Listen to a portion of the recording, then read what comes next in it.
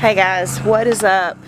Welcome back to Roots Refuge Farm. I'm headed down to the garden to sow some seeds, and I'm taking you with me because there's something I want to talk to you about. I didn't have a handle on the temperature. I need to check it. Okay, take two. Just a little glimpse. The other day I posted a vlog questioning whether the garden would still be lovely by the morning. And the answer is no. We definitely froze, and harder than they had forecasted. They'd forecasted that we were going to be just slightly above freezing. So I went ahead and covered my cowpeas, closed up the high tunnels, and thought maybe, that the odds would be in my garden's favor. But unfortunately ended up being quite a bit cooler than they had initially thought. So also my garden is down here, which I know it's so hard to get a handle of a property, but our pond is the low point of our property, and not just our property. I think our pond is the low point for quite a lot of land around us. Heat rises and cool air settles and pools down in low points. Now, mostly this doesn't matter. Where it does matter is if you live in a place with a really short season, you wouldn't want to position your garden in a low point on your property because you don't have that many warm nights. It really matters.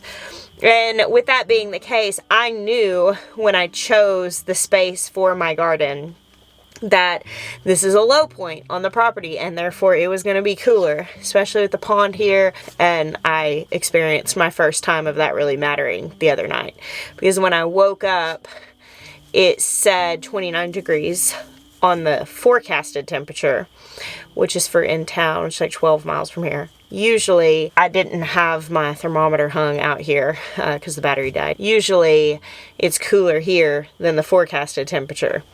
And so, yeah, it was a pretty good freeze, and it damaged a lot of stuff. I'm a big advocate for a fall garden, but I always tell you guys it's a gamble.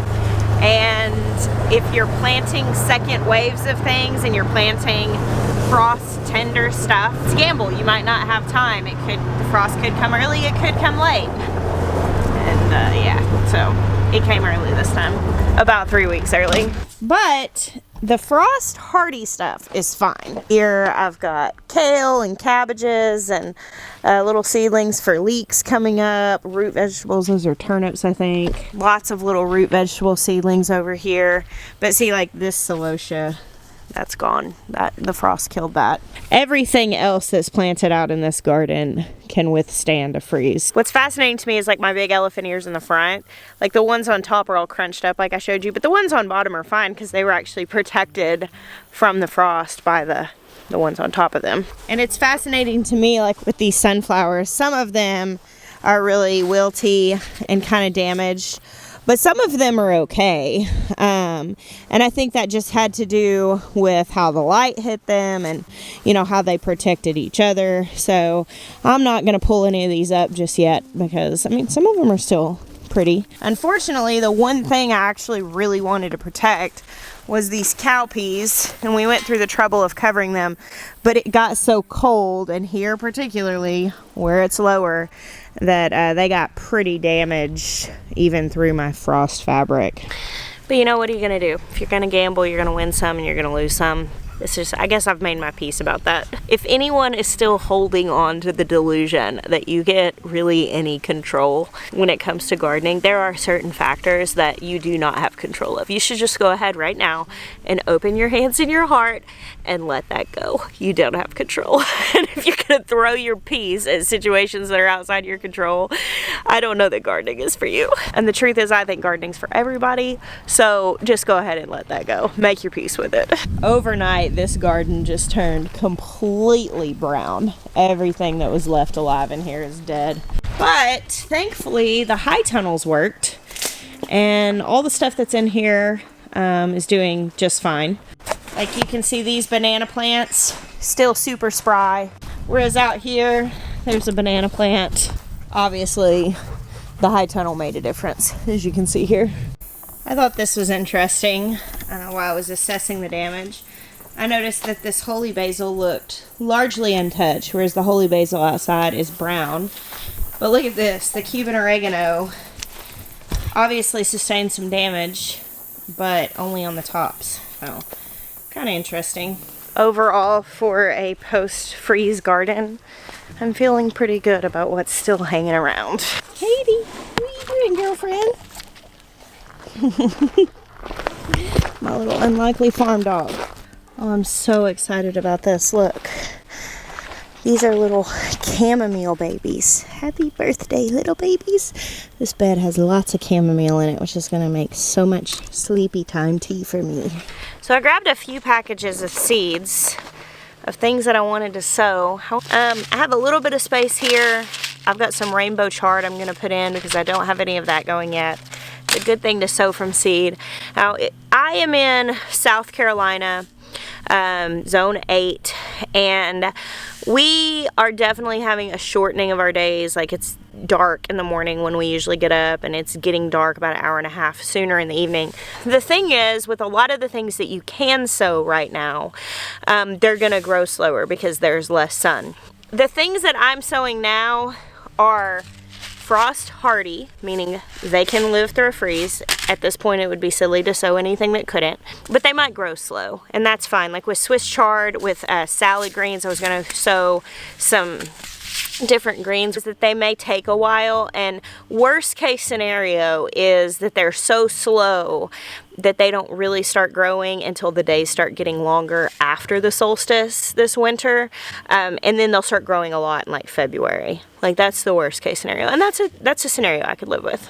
In the case of green leafy things, if you sow them close together, they're going to be smaller, which is not always a problem. That might be your desired end goal, to have small greens.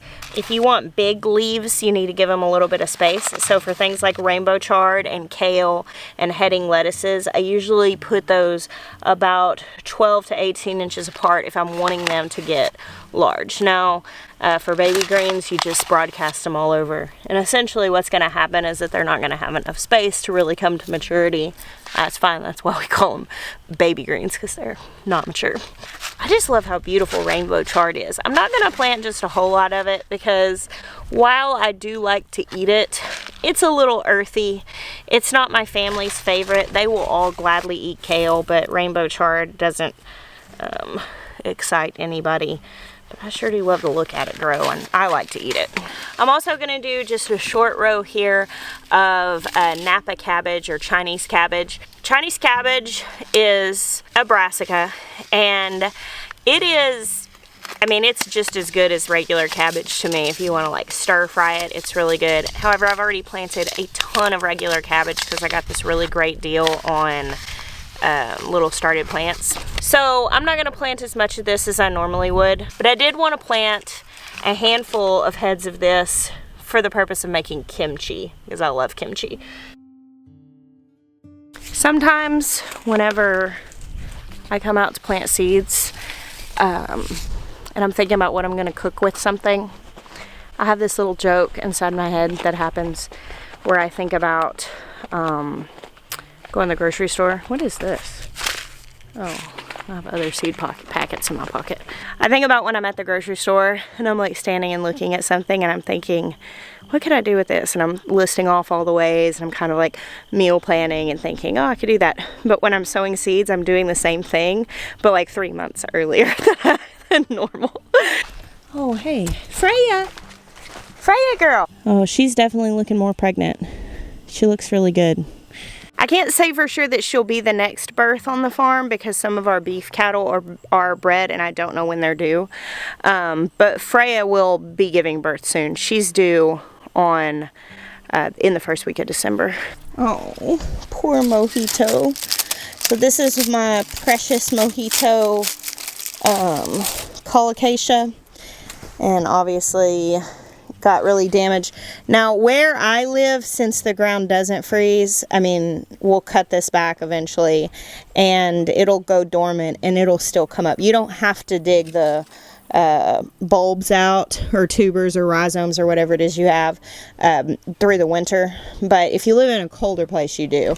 Like, I know I have dahlias, and I had dahlias in Arkansas, and I never dug the tubers up, but I remember my friend Ohio Matthew telling me that he did have to dig his dahlia tubers up, or else there was a chance they might not come back. I guess it's a risk you can take, and maybe, again, with the gamble, you know, it might not be as bad of a winter, but if it is, then you won't get your dahlias back the next year.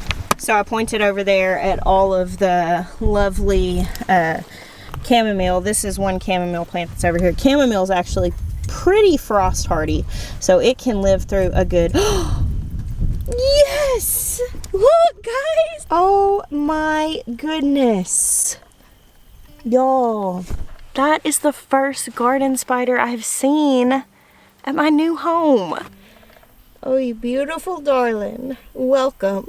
Garden spiders are very symbolic to me because it was just an ordinary writing spider, banana spider, whatever it is that you call them, zipper spider, that taught me that I wanted to be an organic gardener. Prior to that, I mean, I remember seeing those places and being completely freaked out and being like, burn it down, you know, like I completely was all about that hate all the insects mentality prior to falling in love with the garden and realizing how rich it was when it was full of life. And you know, I used to use just all of the chemicals and the stuff that they sell at the store to get rid of pests, because I was viewing it in a very black and white sense, a very good and bad sense.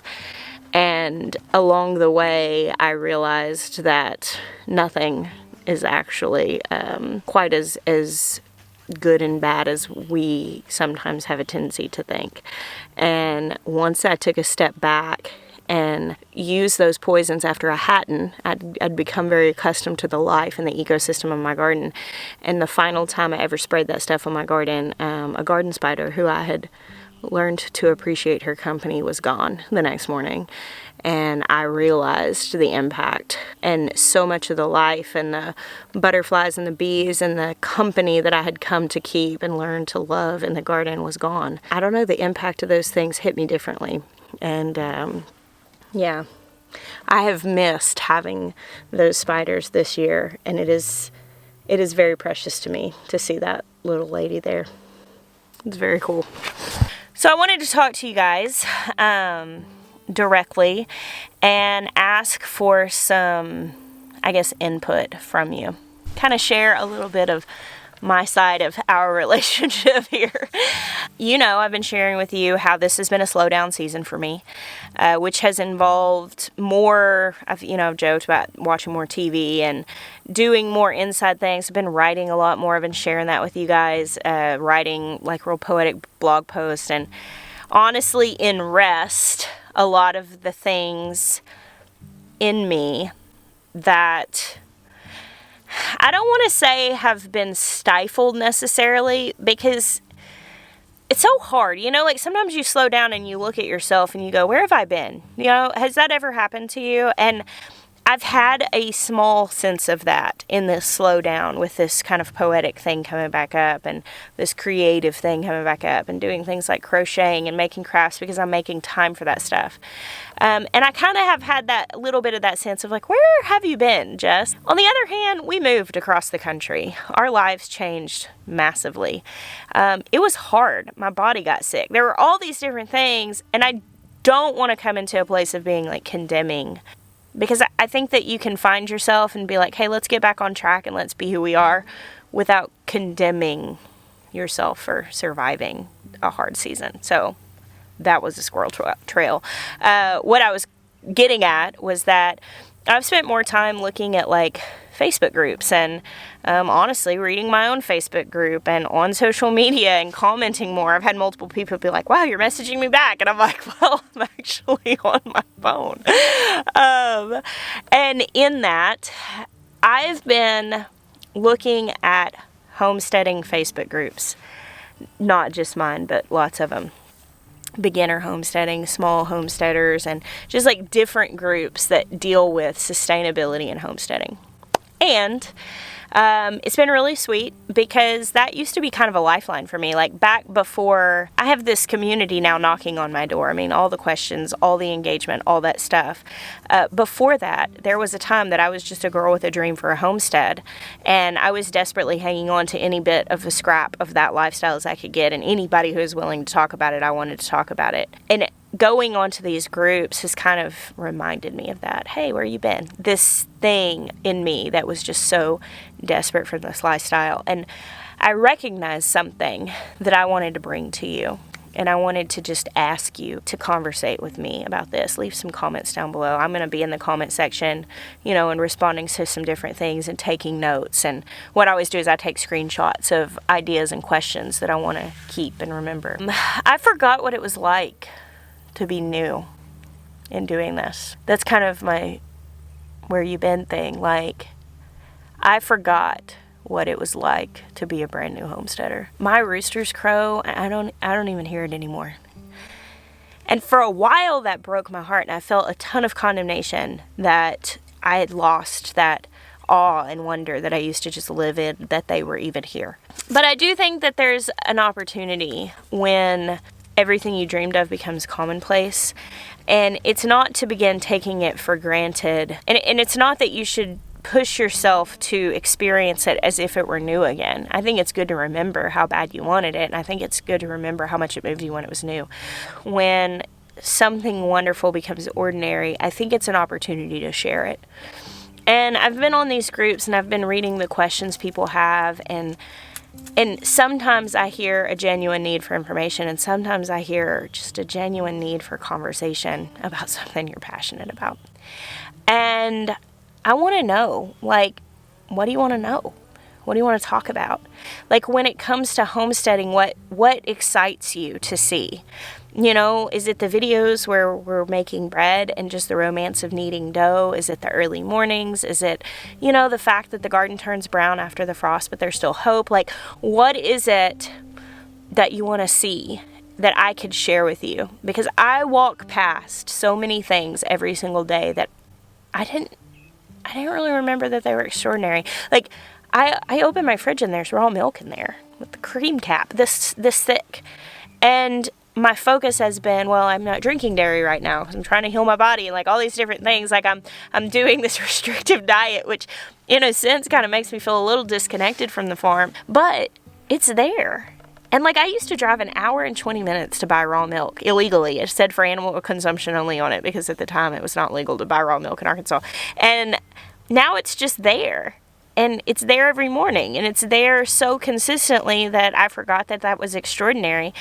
And like, how can I share it with you? That's what I want to know. Because I think that when I don't have the glasses on that let me see the extraordinary nature of it, I forget that you would like to have a piece. I forget that you would like to see it.